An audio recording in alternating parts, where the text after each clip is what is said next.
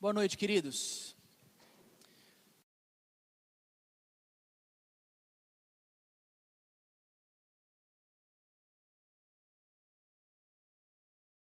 Sempre a Deus por todos os voluntários, pessoas que trabalham antes, durante e depois do nosso tempo aqui, pessoas que amam a Jesus, pessoas que querem servi-lo de coração. Isso é muito bom. E que bom que Deus tenha acrescentado novas pessoas dispostas a servir com a gente. Muito bom ter todos vocês aqui, um domingo de feriado, final de feriado, época boa para feriado, semana passada, essa semana que vem também. O pessoal do comércio não gosta do feriado, mas muita gente gosta, curte e aproveita. Você que viajou, que bom que você retornou a tempo de estar com a gente aqui cultuando hoje. Talvez semana que vem seja um pouco mais difícil, né? O feriado é na segunda-feira, mas é um tempo muito precioso poder estar junto com a Igreja de Jesus. Essa é a Igreja Batista Redenção, eu sou pastor dessa igreja, meu nome é Tiago, e é um prazer poder cultuar Jesus com você essa noite. Queridos, hoje é a minha última pregação sobre Efésios, tá? Ao orar ao Senhor essa semana, e eu estava com uma ideia de fazer um outro tipo de pregação. Se você não conhece, aqui na Rede, nós estudamos séries bíblicas, pegamos um livro bíblico e começamos a estudar ele, vamos até o fim. Estamos já há 7 meses, os últimos 7 meses, estudando a preciosa carta aos Efésios.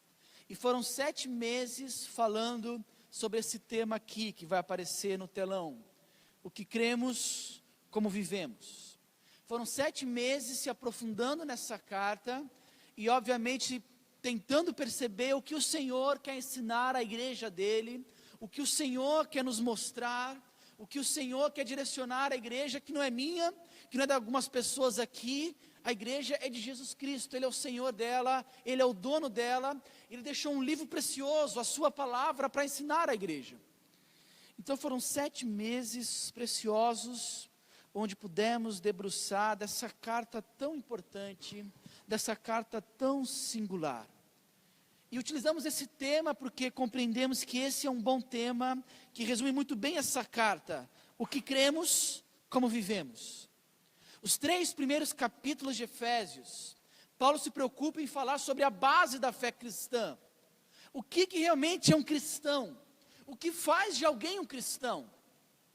Será que é o simples fato de ele fazer parte de uma igreja? Será que é isso?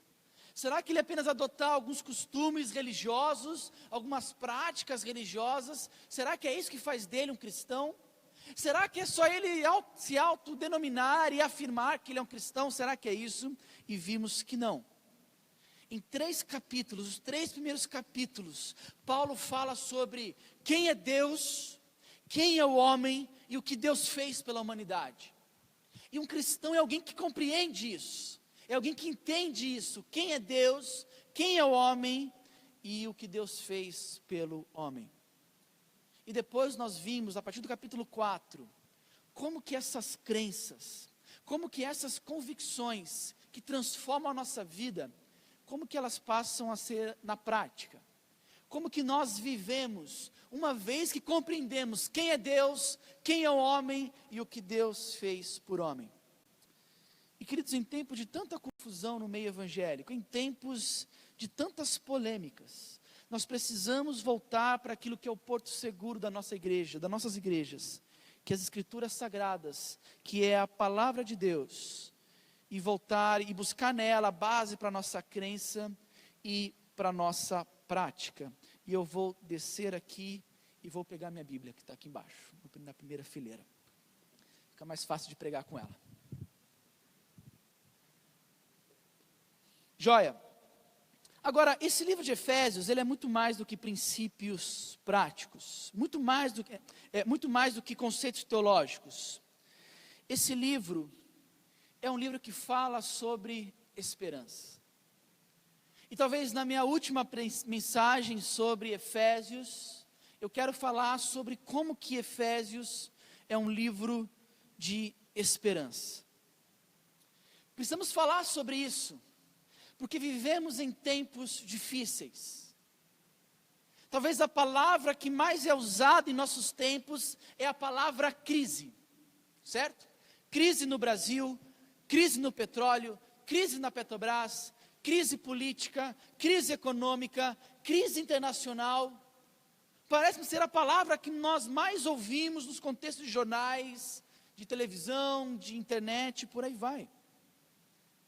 Qualquer roda que se propõe a falar sobre política no Brasil, a palavra é crise. Crise política. Crise dos partidos políticos. Aliás, me dá até tristeza, me dá uma agonia profunda encontrar com pessoas que ainda acreditam que a política é a solução do nosso país. Dá uma tristeza profunda ver alguém confiando em algum partido, em alguma ideologia política, e achar que essa ideologia, que partido X, que político Y, esses serão os salvadores da nossa pátria. É triste demais. Vivemos um tempo de crise política. Vivemos um tempo de crise econômica. O país está quebrado. O muito que tinha, parte se roubou, e o que não roubou, usaram mal. Esse é o problema do Brasil, não é verdade? É a corrupção e a má gestão. Então tem muito dinheiro e muito se desvia, muito dinheiro é desviado, e o pouco que sobra é mal utilizado, é a má gestão, é uma crise econômica. Quando a gente fala de economia, a gente fala de imposto de renda. Aliás, essa semana eu fui comentar com um casal muito querido sobre, eu estava triste com o imposto de renda, porque todo ano eu tenho uma rescisão, uma restituição, eu recebo imposto de renda. E eu estava triste porque eu achei que ia receber menos esse ano do que eu recebi ano passado. E eu falei isso com tristeza quando o casal me disse: você está triste porque você vai receber? E a gente que vai pagar, e vai pagar um dinheirão. E quantos aqui talvez tenha que pagar, imposto sobre imposto. Que tristeza. E ver esse dinheiro ser tão mal utilizado. Crise internacional. Guerra na Síria. Guerra civil na Venezuela, guerra civil em diversos países da África, que nós nem ficamos sabendo. Tensão, Estados Unidos, Coreia do Norte, Rússia, que tempos difíceis, que loucura. É um tempo difícil, de crise internacional. E o Brasil no meio, brasileiro no meio, fazendo piada de tudo. Esse é o brasileiro, Tudo vira piada para nós aqui no país, mas é um tempo difícil. Terrorismo na Europa, na França, na Alemanha, na Inglaterra, só para citar os casos recentes. E olha que eu estou pegando questões assim macro, aquelas questões do jornal, da televisão, da internet, páginas principais de notícia, crise, crise, crise, crise, crise. Sem contar, se a gente for para as questões talvez mais pessoais. Vivemos um tempo de crises pessoais. Se a gente partir talvez para assuntos como, por exemplo, a pornografia, nunca a pornografia destruiu tantos casamentos e relacionamentos como tem acontecido hoje em dia. Nunca houve tantas pessoas no planeta viciados e escravos da pornografia. O número de divórcios aumentam cada vez mais a cada ano. Casais que antes se amavam, hoje vivem literalmente no ódio, na raiva, uma raiva profunda. Relacionamentos familiares completamente destruídos. Filhos que não falam com o pai que não falam com filhos. Se for entrar no tema educação de filhos, então nem se fala. Vivemos uma geração de crianças e adolescentes marcadas pela falta de educação, pela falta de limites. Em tempos onde talvez o assunto da vez, no meio dos adolescentes, da internet, é o assunto sobre suicídio de adolescentes, e jogos e séries que tratam, que abordam desse assunto. Tempos de crise, onde adolescentes jogam e cumprem tarefas visando o suicídio, e que se cortam, e que passam noites acordadas, e que pais não percebem. Vivemos sim tempos de órfãos de pais vivos, onde os pais não sabem o que seus filhos assistem, não sabem o que eles fazem, não sabem por onde eles navegam, não sabem o que possuem no celular deles, não têm a mínima ideia. Crise na família, crise entre pais e filhos. Crise no trabalho. Nunca se falou tanto sobre problemas no trabalho, sobre burnout, sobre depressão. sobre problemas com chefes, sobre desonestidade, crises existenciais. Nunca o povo teve tão endividado, comprando o que não precisa com dinheiro que não tem. Essa é a nossa situação, crise. E eu tenho certeza que se eu me propusesse a falar mais sobre isso, a gente podia cavocar e encontrar mais tragédia e mais tristeza. Mas graças a Deus que eu não vou falar sobre isso hoje. Graças a Deus que o tema é justamente o oposto disso, é esperança. Eu só tratei desse início com vocês, para vocês se situarem, e para vocês concordarem comigo do quanto nós precisamos ouvir sobre esperança. E graças a Deus que Efésios é um livro sobre esperança. Então hoje nós vamos olhar para alguns textos de Efésios. É uma pregação macro, tá bom? Uma pregação final e macro de Efésios. E nós vamos falar um pouco sobre esperança. Efésios, mas vamos orar antes disso. Abaixa a cabeça e fecha os olhos. Senhor, a tua palavra será lida, será explicada, será entendida. E Deus, nós não podemos fazer isso com recursos próprios a partir da nossa própria vontade. Nós precisamos do Senhor. E obrigado, Deus, porque o Senhor que escreveu esse livro através do teu Santo Espírito é o mesmo Espírito que habita em nós e que nos direciona e que ilumina a nossa mente, que abre o nosso coração para não só entender, mas viver essa realidade da sua palavra. Deus, em nome de Jesus, fala com a tua igreja nesses próximos minutos. Usa a tua palavra, Deus, para a tua honra e para a tua glória. Transforma corações, dá esperança ao abatido, renova o nosso ânimo, renova as nossas forças, e para que possamos sair daqui revigorados pela tua palavra, pelo teu agir em nós. Esse é o nosso desejo, essa é a nossa oração, em nome de Jesus que nós oramos. Amém. Porque esse é um livro de esperança. E eu creio que esse é um livro de esperança, em primeiro lugar, pode colocar, porque Deus se importa. Efésios é o livro que nos mostra que Deus se importa.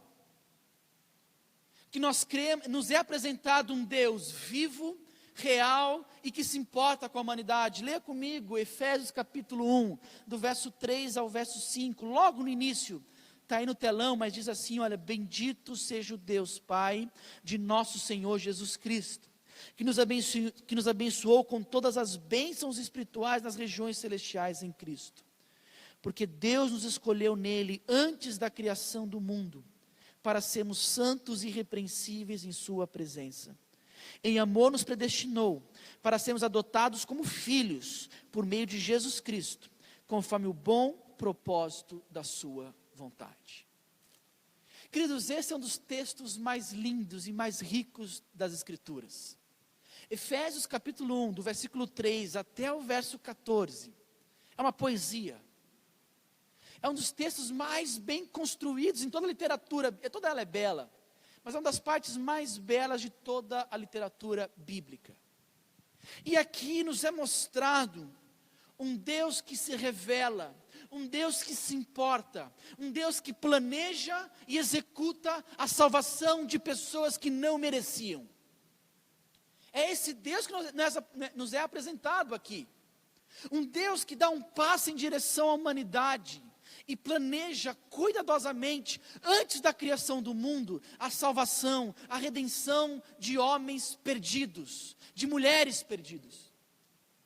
Está aqui. Efésios capítulo, versículo 3, 4 e 5, mostra um Deus que planeja, um Deus Pai que planeja, um Filho que executa, e o Espírito Santo que chama os eleitos de Deus. Nos mostra um Deus que se importa. Se você conhece um pouco de história bíblica, você sabe que talvez a Bíblia era para acabar em Gênesis capítulo 3. Porque no capítulo 1 e no capítulo 2, é o belo relato da criação.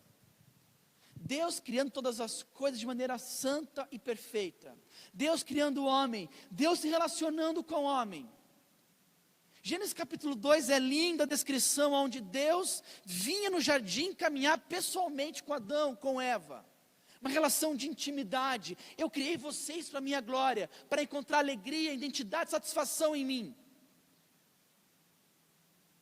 Mas você sabe o que acontece em Gênesis 3? Em Gênesis 3 é a tragédia humana. Em Gênesis 3 é o homem e a mulher dando um passo totalmente distante do Deus Criador. E ali era para acabar a história. Ali era para acabar tudo. E nós seríamos infelizes por toda a eternidade. Nós viveríamos, bateríamos cabeça e fim. A vida se resumiria a isso, a tragédia, a crise existencial. A vida se resumiria a buscar satisfação, alegria e identidade em qualquer outra coisa, porque seria impossível encontrar isso em Deus. Mas Efésios nos dá esperança, porque mostra um Deus que se importa. Um Deus que, ao ver a tragédia humana, planejou e executou um plano perfeito para resgatar os seus inimigos. Pessoas como eu e como você que não merecíamos. Esse é o Deus de Efésios. Esse é o Deus que nós cremos. E um Deus que está ativo. Um Deus que está agindo na história. Esse é o Deus que nós cremos. Tem uma historinha, eu acho que eu já contei no passado na rede, mas é boa relembrar aqui. Eu vou revisar alguns textos, talvez eu revise até algumas piadas que eu contei, quando eu preguei esse texto.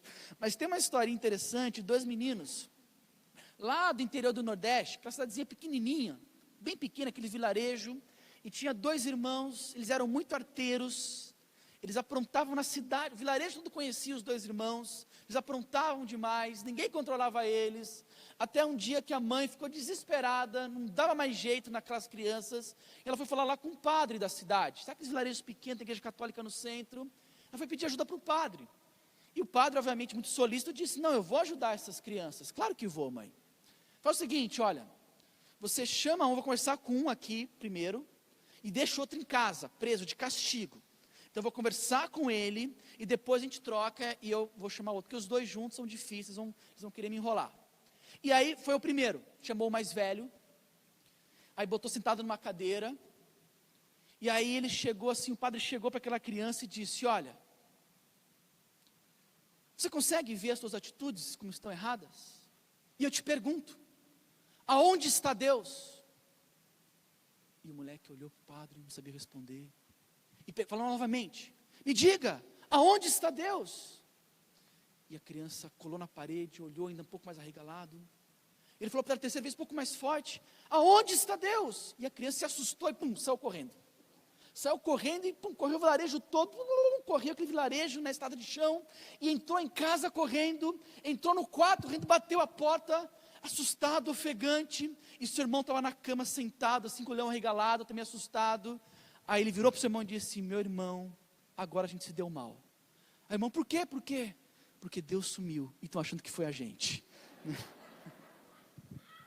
Tá? Boa essa, né? Efésios nos mostra que nós não precisamos perguntar onde está Deus. Essa pergunta não precisa ser feita onde está Deus, até porque nós não conseguiríamos nem fazer essa pergunta.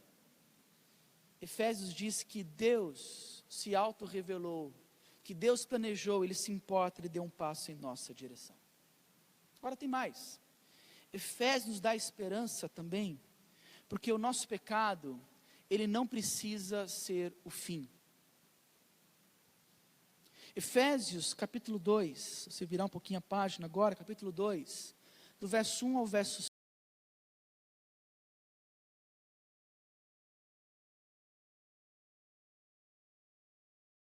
Seguiam a presente ordem deste mundo. E o príncipe do poder do ar, o espírito que agora está atuando nos que vivem na desobediência. Anteriormente, todos nós também vivíamos entre eles, satisfazendo as vontades da nossa carne, seguindo os seus desejos e pensamentos. Como os outros, éramos por natureza merecedores da ira. Todavia, verso 4, todavia, Deus que é rico em misericórdia, pelo grande amor com que nos amou, deu-nos vida com Cristo. O texto nos dá esperança porque o pecado não precisa ser o fim. O pecado não é o fim de todas as coisas. Pelo contrário, aqui nos é apresentado a triste condição do homem. Se Efésios capítulo 1 é um dos textos mais belos, mais bem construídos das Escrituras, Efésios capítulo 2 é um dos textos mais tristes. É um dos relatos mais cruéis da realidade humana.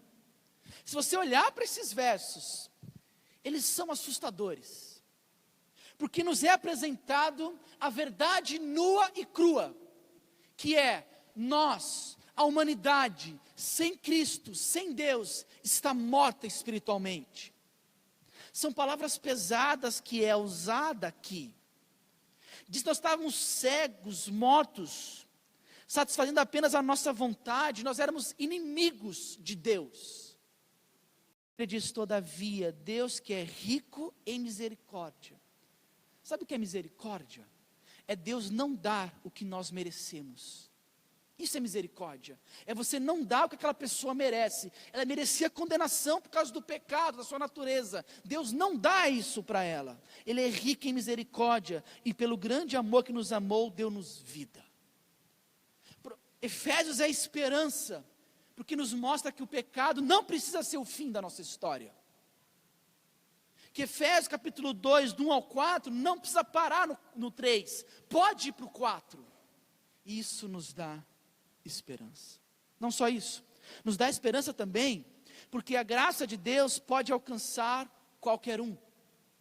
A continuação do texto, a partir do versículo 5, fala sobre essa realidade. Olha o que diz, leia comigo, a partir do versículo 5. Então Deus deu-nos vida com Cristo, quando ainda estávamos mortos em transgressões. Pela graça vocês são salvos.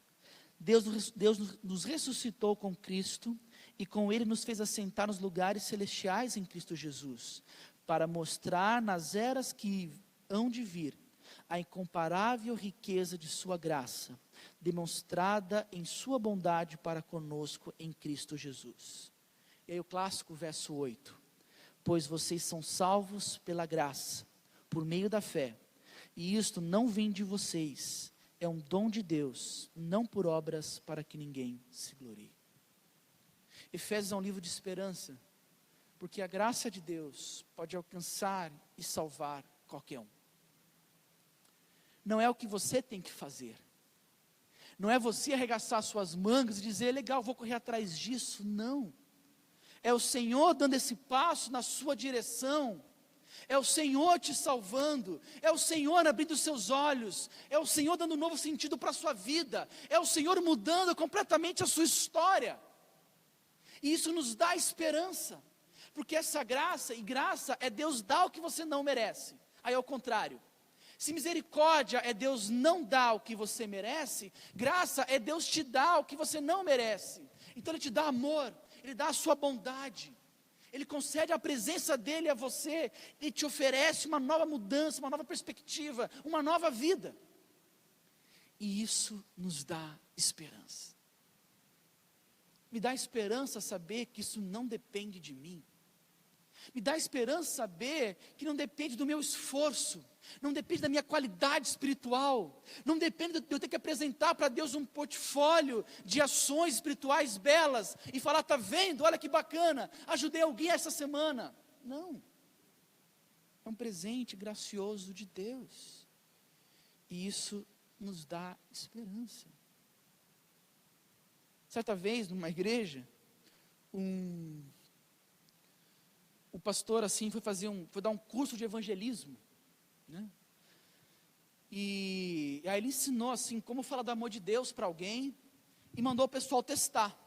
Então ele falou assim, ó, vira para o lado aí, e o que eu falei agora, você vira a pessoa do lado e fala para ela, né? Precisa quebrar o gelo aí, e fala para ela do amor de Deus, fala para ela que Deus pode alcançar e salvar pessoas.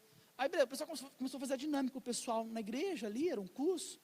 E tinha um garotinho lá atrás, assim, de 10, 12 anos, parado em pé, ele não tinha ninguém do lado dele, e nessa hora entrou um senhor da igreja de muitos anos, aqueles diáconos, sabe, aquele cara que né, diácono de longa data, o cara tinha 60 anos só de diaconato, né?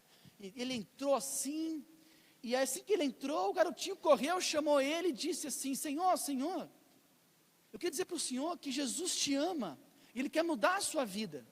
Aquele diácono se assustou, e falou: meu rapaz, eu sou já um diácono, já há mais de 60 anos. E o garoto respondeu: não tem problema, Deus pode salvar qualquer um, né? E essa é a esperança do Evangelho. Deus salva, Deus transforma. Deus é um Deus que graciosamente dá passo em direção. E como a gente canta aqui naquela canção tão bela, né? Ele gentilmente nos convida. Ele gentilmente vai abrindo os nossos olhos e percebendo quem nós somos. Percebendo a realidade nua e crua do nosso pecado. E a gente percebe o amor e a sua graça maravilhosa. E isso nos dá esperança. Me dá esperança saber que aqui na rede, o número de novos convertidos não depende da minha eloquência, não depende da minha capacidade de convencer alguém sobre a fé cristã. Não. Me dá esperança saber que é um Deus gracioso, que é pela graça dele, que não vem de nós, mas vem dele. E é assim que ele alcança e transforma e continua a transformar muitas vidas. Em breve, a gente não tem uma data ainda assim, bem redonda ainda, mas em breve a gente vai ter o nosso primeiro batismo aqui na rede. E como é legal ver algumas pessoas que foram transformadas por esse amor, por essa graça, vindo aqui à frente, professando a sua fé publicamente, através do batismo, porque sendo um sinal de esperança para a gente, de que Deus salva, que Ele alcança pessoas. Isso é muito bom. Mas o texto de Efésios continua, ele nos dá esperança também, porque barreiras humanas podem ser quebradas. No capítulo 2 ainda, a partir do versículo 14, 2 do 14, é muito interessante, que olha o que Paulo diz, do 14 até o 18. Pois Ele é a nossa paz, o qual de ambos fez um, e destruiu a barreira, o muro de inimizade, anulando em seu corpo a lei dos mandamentos expressa em ordenanças. O objetivo dele era criar em si mesmo, dos dois, um novo homem, fazendo a paz, e reconciliar com Deus os dois em um corpo, por meio da cruz, pela qual ele destruiu a inimizade. Ele veio e anunciou a paz a vocês que estavam longe, e paz aos que estavam perto.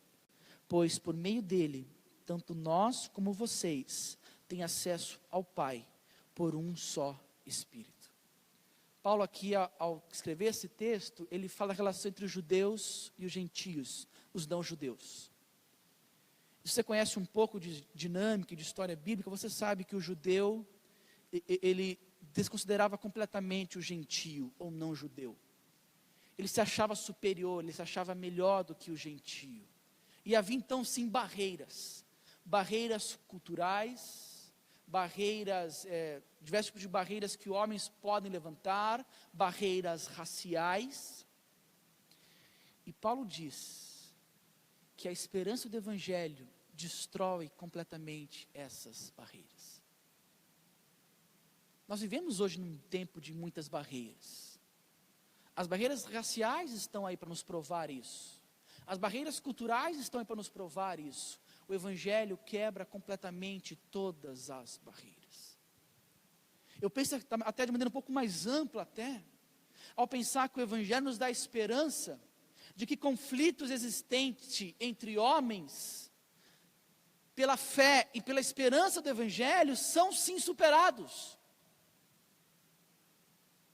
Se você tem dificuldade em perdoar alguém, ou pedir perdão para alguém, a esperança do Evangelho vai trabalhando no seu coração de tal forma, que essa dificuldade cai por terra. Quando alguém realmente é alcançado pela graça salvadora de Deus, não há mais barreiras. Não há mais problemas não resolvidos. As pessoas se sentem empoderadas pelo Espírito Santo para dar passo em direção à reconciliação. Essa é a esperança do Evangelho. Sim, conhecemos diversos casos de pessoas que não se falavam há anos, de familiares que não se falavam há anos, e quando o Evangelho entrou naquele lar, as barreiras foram derrubadas. Queridos, isso é maravilhoso. Saber que pelo poder do Evangelho, você vai ser motivado, impelido a perdoar e ser perdoado, a restaurar o que foi destruído. Essa é uma preciosa esperança do Evangelho. Mas ele continua. Uma outra esperança do Evangelho é a esperança de que você pode mudar pelo poder do Espírito Santo. Queridos, uma das coisas mais difíceis é você se ver preso em algo que você sabe que te faz mal. Uma das coisas mais difíceis é a escravidão. É você saber que você é escravo de algo e você não conseguir se libertar daquilo. É você reconhecer que existe algo, que pode ser até algo bom, mas que tomou algo tão grande, uma forma tão grande no seu coração, que está te destruindo, e você não consegue se libertar daquilo. É terrível ver pessoas sem esperança, porque estão totalmente dominadas por algo e não conseguem mudar. Efésios nos apresenta um evangelho que muda pessoas, que transforma vidas radicalmente, que pessoas escravas, cegas para uma realidade, mudam completamente. Existem histórias de pessoas totalmente entregues a um tipo de vício, totalmente entregues a um tipo de um falso Deus, e serem totalmente libertas e modificadas pelo poder da cruz, pelo poder de Jesus Cristo, pelo poder do Espírito Santo. Nós cremos nisso. Olha Efésios capítulo 4, a partir do versículo 17, olha o que Paulo diz: olha, assim eu lhes digo e no Senhor insisto, que não vivam mais como gentios, que vivem na inutilidade dos seus pensamentos. Eles estão obscurecidos no entendimento e separados da vida de Deus, por causa da ignorância em que estão, devido ao endurecimento do seu coração. Ele mais uma vez descreve o homem sem Deus. Ele diz: vocês eram assim, nós éramos assim. Mas ele continua, verso 19: tendo perdido toda a sensibilidade, eles se entregaram à depravação, cometendo com avidez toda a espécie de impureza. E aqui vem mais um todavia. Olha que coisa bela, versículo 20: todavia, não foi isso que vocês aprenderam de Cristo. De fato, vocês ouviram falar dele, e nele foram ensinados de acordo com a verdade que está em Jesus. E quanto à antiga maneira de viver, vocês foram ensinados a despir-se do velho homem, que se corrompe por desejos enganosos, e serem renovados. Essa é a esperança do Evangelho. De o que você era, você não precisa mais ser agora. De o que você é hoje, é possível ser algo diferente, é possível ser algo melhor, não pelo seu esforço, não pela sua capacidade de mudança, não pelo talvez o teu esforço próprio, não, mas pelo poder de Deus que atua em você. E no capítulo 4, Paulo fala sobre mentira, fala sobre ira, sobre raiva, fala sobre diversas coisas que aprisionam pessoas, e diz: pelo poder de Deus, é possível dar um basta nessas coisas. No capítulo 5, ele fala sobre sexualidade, ele fala sobre pornografia, ele fala sobre escravidão sexual. E a afirmação é a mesma: pelo poder de Jesus Cristo, pelo poder do Espírito Santo que habita no novo cristão, é possível dar um basta nessas coisas. Queridos, isso é maravilhoso. Uma das coisas mais belas é encontrar alguém que estava completamente entregue, escravo em alguma área da sua vida, e ser liberta pelo poder de Deus. Eu citei aqui tempos atrás, eu não cheguei a ver a reportagem, vi só trechos, mas no Fantástico, recentemente passou uma reportagem sobre uma mulher, não é isso? Ela é conhecida como a bruxa da Cracolândia, lá em São Paulo. E uma mulher assim, totalmente entregue às drogas e ao crack. Talvez é a pior droga que existe, a droga mais suja, que mais arrebenta com a pessoa. E como que essa mulher, ela foi alcançada pelo Evangelho de Jesus? E como que ela mudou completamente? Fizeram lá uma reportagem enorme sobre a história dessa mulher, e ela claramente falando que o que mudou a vida dela foi o poder do Evangelho, foi a esperança do Evangelho. E queridos, isso é maravilhoso. Você não muda pela a sua força de vontade em mudar. Você muda quando você entende quem você é, e que você não tem força para mudar. E quando você abre o teu coração para a realidade de Deus, transformar a sua vida, ser habitado pelo Espírito Santo, e então você começa a mudar. E por último, queridos, Efésios fala sobre esperança, e ele fala sobre esperança para a sua família, porque a sua família pode ser diferente. Efésios capítulo 5 e capítulo 6 falam das relações familiares. A gente abordou muito bem isso aqui. Tivemos pregações sobre o papel do marido, da esposa, pais, filhos, e aqui apenas uma revisão, um lembrete final. Mas ele dá esperança numa área hoje que a gente precisa de tanta esperança, não é verdade? Como eu citei lá no início, os casamentos hoje são descartáveis. A lei do consumo, ela passou para a realidade do casamento, onde você fica casado enquanto o custo-benefício ainda é válido para você. Mas a partir do momento que começar a custar muito mais, a partir do momento que você começar a ter que dar muito,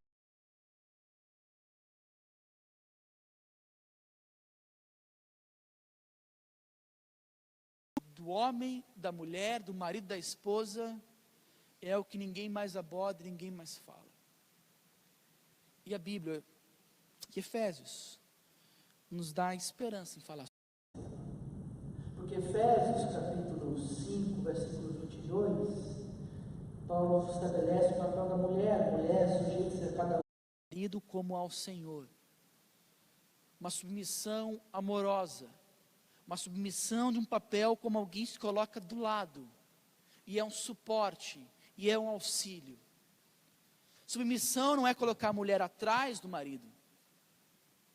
Obviamente também não é colocar a mulher na frente do marido, mas ambos, um ao lado do outro, com papéis distintos, iguais perante o Senhor, mas com papéis distintos que se completam, e que se ajudam mutuamente. Essa é a realidade do Evangelho. De mulheres que auxiliam seu marido da mesma forma que Deus nos auxilia. É a mesma palavra. A palavra de auxiliador idônea do Antigo Testamento é a mesma palavra para descrever Deus auxiliando o seu povo, auxiliando a nação de Israel.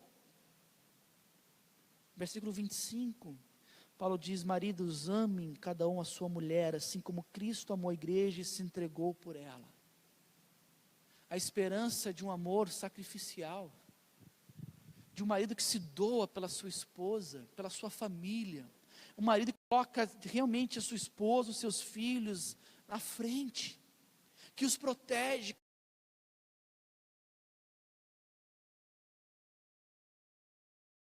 que serve, que se entrega. Essa é a realidade do Evangelho para uma família cristã.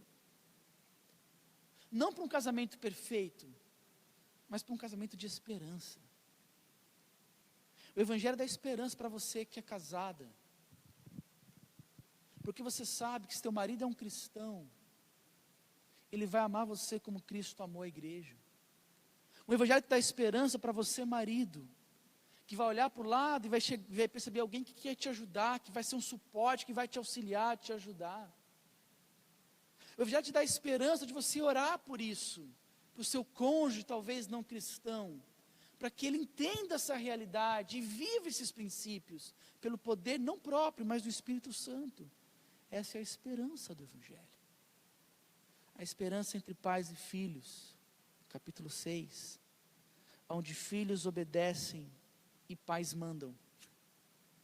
Quando eu preguei sobre esse texto, em Efésios, aliás, você pode até acompanhar toda a série, está no YouTube toda a série, de Efésios, lá no canal da Rede.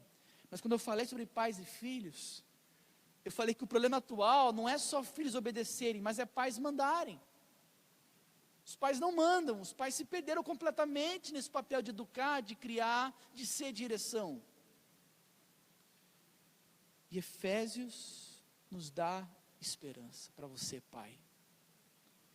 De que é possível sim você voltar a ter o controle na mão da sua família, dos seus filhos.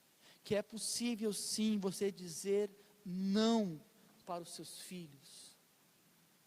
Que é possível sim para você, filho, obedecer e honrar o seu pai, pelo poder.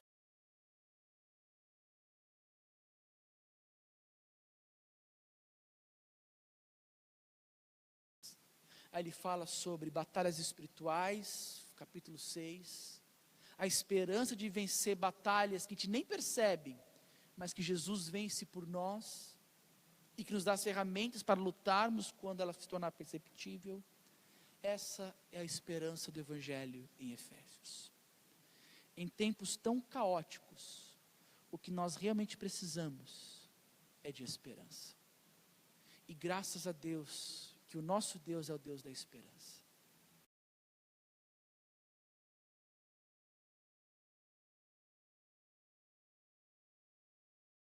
Da sua palavra. Quer um conselho? Leia Efésios novamente. Leia e releia. E deixa mais uma vez o Senhor falar contigo através desse texto tão precioso. Através dessa carta que muitos teólogos chamam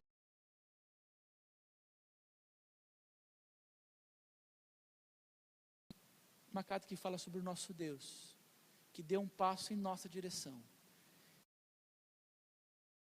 Esse é o Deus que nós pregamos aqui.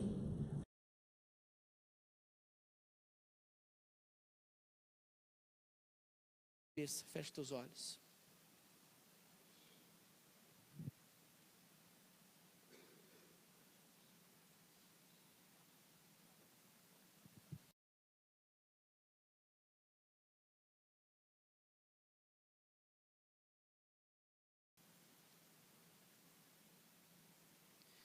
Em tempos onde a palavra crise nunca foi tão usada, talvez.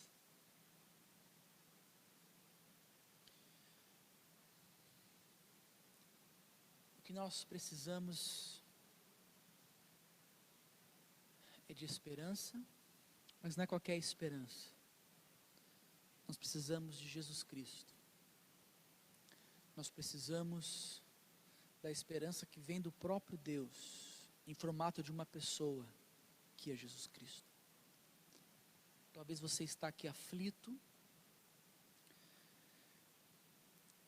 talvez em algumas áreas que nós falamos e tratamos aqui ao longo dessa série, você percebeu que Deus estava tratando e falando contigo. E talvez hoje é um bom tempo para você agradecer a Deus pela esperança. Agradecer a Deus porque é Ele em você e através de você. Agradecer que esse Deus que te salvou é o mesmo Deus que prometeu caminhar contigo. E talvez Ele está te apontando o erro para que você possa, juntamente com o poder dEle, realizar essas mudanças que tanto precisa na sua vida.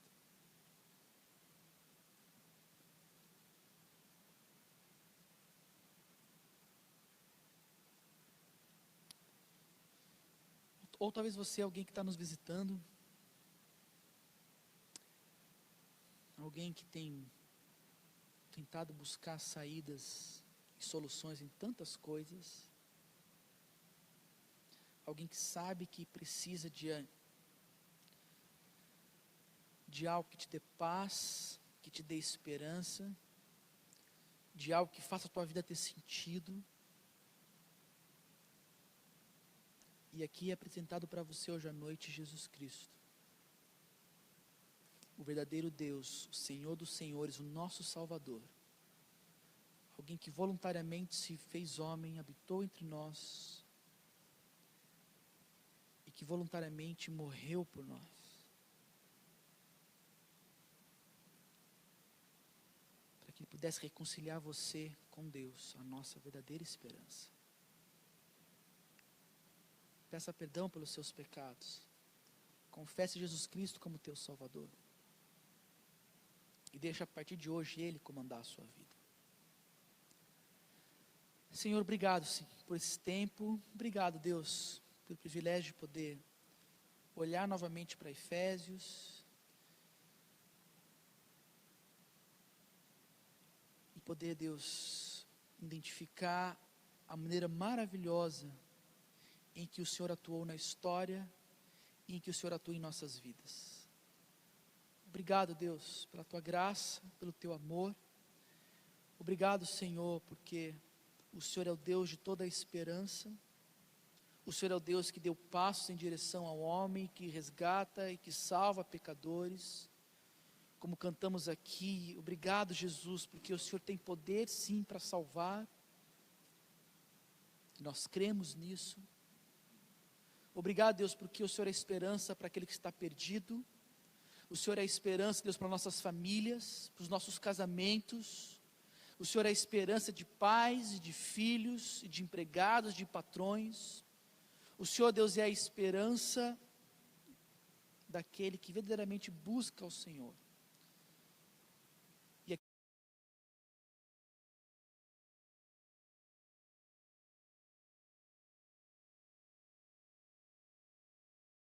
a verdadeira, por essa verdade tão real, tão palpável para nós aqui. E pedimos, Deus, para que o Senhor abra os olhos daqueles que ainda não compreenderam quem é Jesus Cristo, o verdadeiro Senhor dos senhores, a verdadeira esperança do mundo. Deus, nos liberte de nossos pecados, por favor, para a Tua honra e para a Tua glória. Em Cristo Jesus que nós oramos. Amém.